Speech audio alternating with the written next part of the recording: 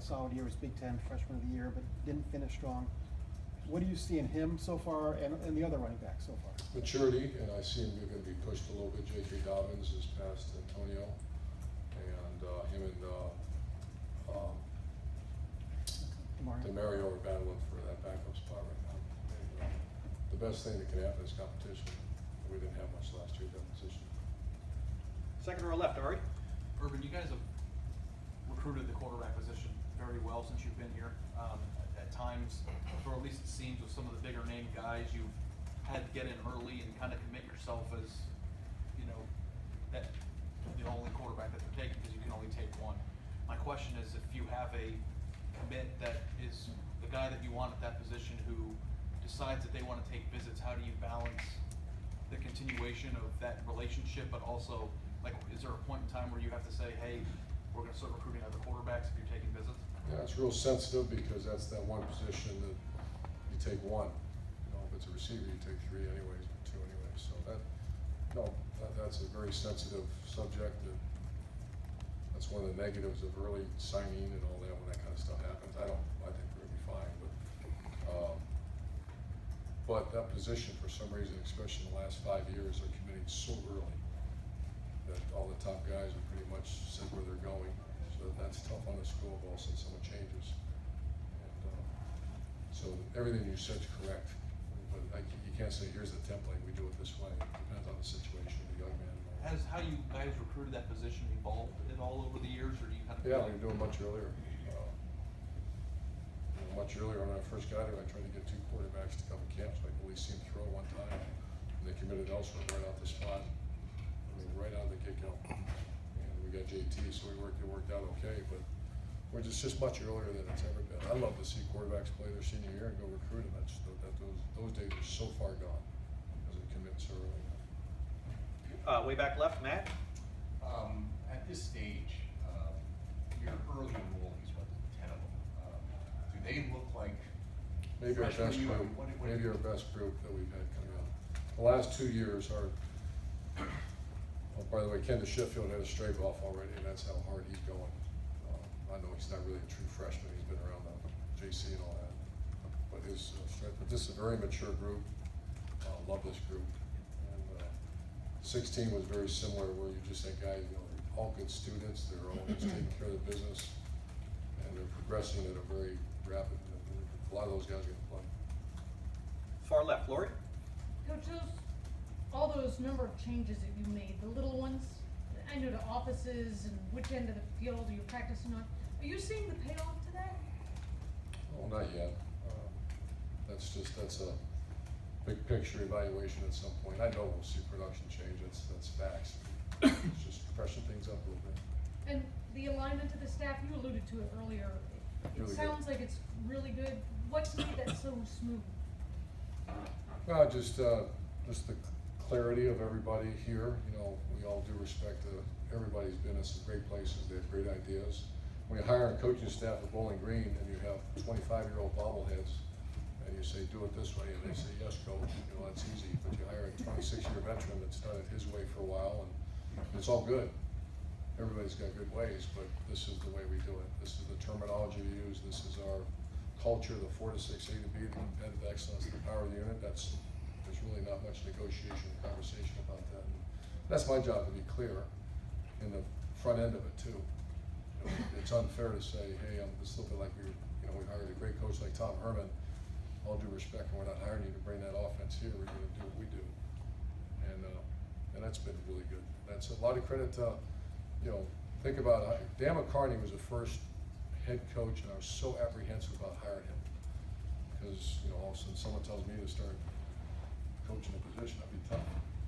I'd do it, but that'd be tough. And Dan McCarney was over the top, and that's what made him a great coach. And then Greg Shannon was the second one, and now you hire a guy like Kevin Wilson that he's used to doing what I'm doing now. He's just done a marvelous job. Front row middle, Dave. I know having an up-tempo offense is a big emphasis of spring so far. How's that going so far? Good. Today was a big push with that. But today was our best day offensively. I assume you guys don't want to be pedal to the metal at all times. You kind of want to mix it up a little bit. Is that kind of the strategy? That's kind of what we did. The 14 is kind of the template, and we're going to watch those 3 games again at some point with this offensive staff, so it's clear what it should look like, what's expected. And that was we didn't actually do much tempo in those games, but we liked like the Michigan State year. That year was a very good game, run, pass, balance, tempo mixed in there, and that's kind of what I want to be. And real quick, I know a couple other guys I didn't see out there: Antonio Williams and Kier Hawkins. Strain, Kier Hawkins. and Kier Hawkins taking some academic stuff. Thank you. Front row right, Tim? Yeah, Urban, are there any everybody, like Marcus Ball's running around, I saw Jonathan Cooper, I think was running. He's got a hamstring too. Yeah, hamstring too. And, Devon Hamilton, is he He had surgery on a foot. surgery on foot? Yeah, so he broke that a couple of practices ago, and he'll be full speed soon as well. Yeah. Who are you seeing from your wide receiver group? Who is making a move, in your opinion? Who has stood out to you, I guess, in these first, you're almost halfway done now with spring? Well, Paris is I Yeah. put Paris number 1. I put KJ and Terry McLaurin in the 2/3. I pushed Ben Victor when he's as talented as any I've ever coached, and then Austin Mack and Johnny Dixon's having a good spring, so they're all are. Brandon White's actually making good plays for us, Mhm.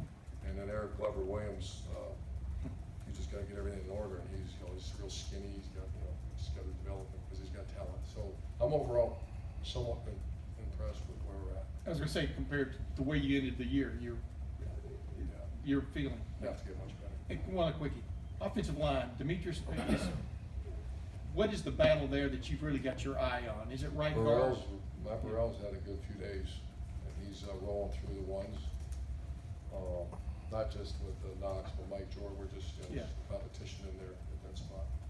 And Malcolm Pregen's just a matter of learning the offense because he's got all the tools and he's a great person. Far left, Tony?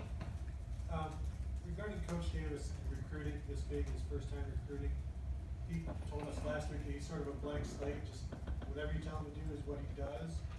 When you hired Mike Vrabel, you talked about watching him intently to see how he does things. Are you doing the same thing with Coach Davis? How do you develop him into that recruiter that you want? It's all work ethic and relationship, and that's kind of the person he is, and he's done a really good job. There's no shortcut in recruiting. There are people that do that end up not going to bowl games and stuff like that. It's all work ethic and relationship, and he's been great at both so far. But it's the bottom line, you gotta go get the guys, and we're still in the process of some guys, so. How much of a concern is that when he hasn't recruited before, but you know this is the guy you want? It's always concerning, but there's not a chance that I don't know him and know what kind of work ethic there is. It's outstanding work ethic. He's actually with, the unit leader in his group is Greg Schiano, as good a recruiters there in the country. And you got Kerry Combs in there, and you got Larry Johnson, so it's going pretty well. And the last couple questions, second row middle, Tim? Yeah, Urban, you got a lot of production last year of the H with Curtis. It's obviously one of your positions that you love. Who are you looking at now to kind of fill in there? We moved Paris inside for a little bit, and he's dynamic. He was a running back in high school, big dude that can run and catch, and he's that guy right now. But KJ Hill's, I'm not sure KJ Hill's not one of our top 3 receivers, so we're still playing around who's going to play where. But that's a huge position for And, us. yeah, going off Ben's question, Paris seems like he's kind of got that skill set. Was that something you had in mind when you immediately after you lost Curtis that you were gonna? Yeah, we've kind of, he's just got all those skill sets. And last question, back row, Jared? Urban, you mentioned the linebackers a moment ago. Obviously, you have a really good situation at linebacker, but looking at Justin Hilliard today, getting out there, kind of trying to work his way back. When he gets right, can he be a factor in that group? Yeah, we didn't know that. He had a very, he strained it again a little bit the other day, but he's fine. So we just slowed him down for a couple of days. I think he was in an orange shirt today, so just no contact. But he, that's good to see.